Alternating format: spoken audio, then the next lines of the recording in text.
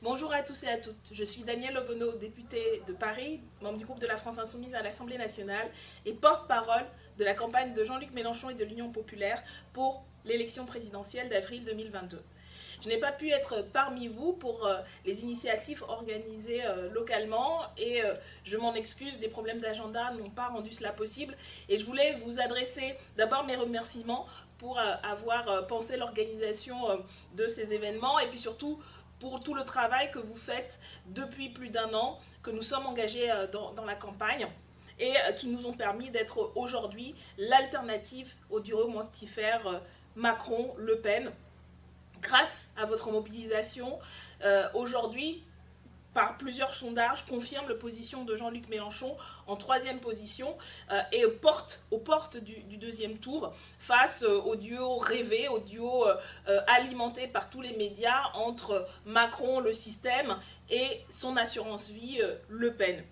Emmanuel Macron refuse d'avoir un débat sur son bilan, parce que son bilan est catastrophique. C'est la casse de la protection sociale, c'est la menace confirmée par ailleurs dans son projet présidentiel de casse des retraites. C'est l'état de l'hôpital public dont on a vu à quel point il ne tenait plus que sur l'engagement extraordinaire des soignants et des soignantes. C'est aujourd'hui l'état de l'école à qui il promet par la marchandisation, la soi-disant autonomie, le même devenir que l'hôpital et puis l'université. Bref, c'est le renouvellement et l'accélération de cette marche folle du néolibéralisme qu'il veut remettre à l'ordre du jour.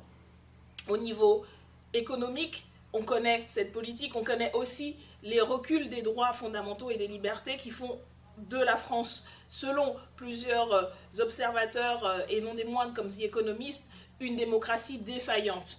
On a vu et subi ces reculs avec l'introduction de l'état d'urgence antiterroriste dans le droit commun, avec les répression des personnes migrantes dans la loi et aussi sur le terrain de Calais à Menton. On l'a vu et entendu et subi avec la stigmatisation de nos compatriotes de confession musulmane.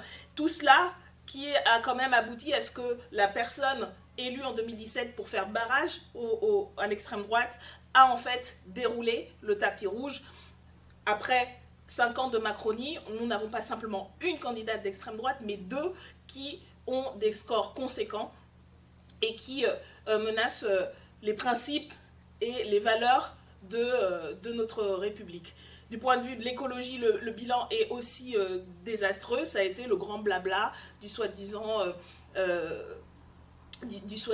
champion de la planète, le reniement des maigres annonces et promesses faites pendant la campagne, sans même parler du nucléaire, la question du glyphosate, des néonicotinoïdes, et puis surtout un score absolument lamentable de 3,5 sur 20 par la Convention citoyenne qu'il avait lui-même initiée, mais dont les membres se sont rendus compte à quel point sa politique était inconséquente. Bref, n'en jetez plus, vous le savez aussi bien que moi, il y a un enjeu majeur à incarner et à convaincre de la nécessité du vote pour Jean-Luc Mélenchon et pour l'avenir en commun, parce que c'est la seule alternative aujourd'hui. Et ça, je sais que vous le faites tous les jours, dans les diffusions de tracts, dans l'organisation de débats, dans la mobilisation qui se déploie partout sur le territoire, et je vous en remercie, en vous encourageant à continuer. Nous rentrons dans la dernière ligne droite, il reste moins d'un mois et c'est maintenant que tout peut se jouer. Des millions de personnes vont prendre conscience de l'enjeu, de à la fois ce qui peut nous attendre.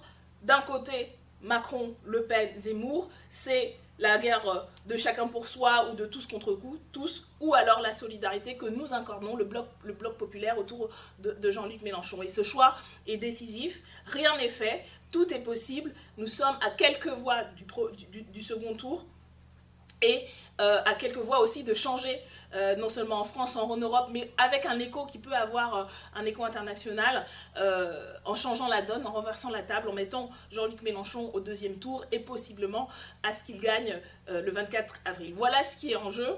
Merci à tous et à toutes pour votre engagement dans cette bataille qui est à mener jusqu'au bout, parce que là aussi, la victoire est peut-être au bout du chemin. Merci à tous et à toutes. Bonne campagne. Ne lâche rien. Et à la fin, c'est nous qu'on va gagner.